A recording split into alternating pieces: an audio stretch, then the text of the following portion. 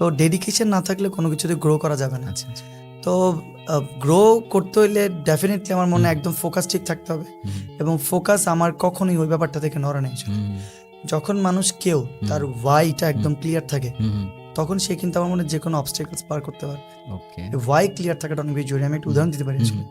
যেমন আমি একটা কোথায় জানি দেখছিলাম এরকম, যে আমি যদি বলি কাউকে 5 ফিট বাই 20 ফিটের একটা রাস্তা আছে, একটা কাঠের একটা টুকরা আছে, সেই কাঠের টুকরাটা আমি একটা মাটিতে রেখে দিলাম এবং আমি তোমাকে 5,000 টাকা দিব, তুমি কি সেটা দিয়ে হাঁটবা নাকি?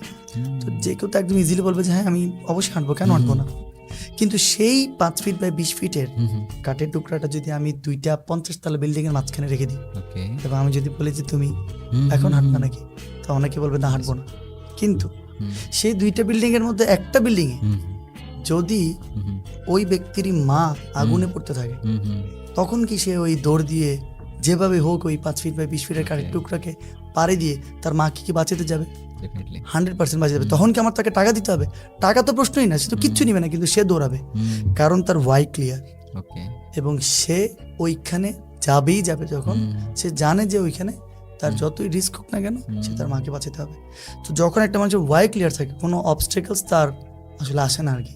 এটা আমি পার্সোনালি ফিল করি এটা। তো আমার ওয়াইটা একদম ক্লিয়ার যে আমাকে পড়াইতে হবে,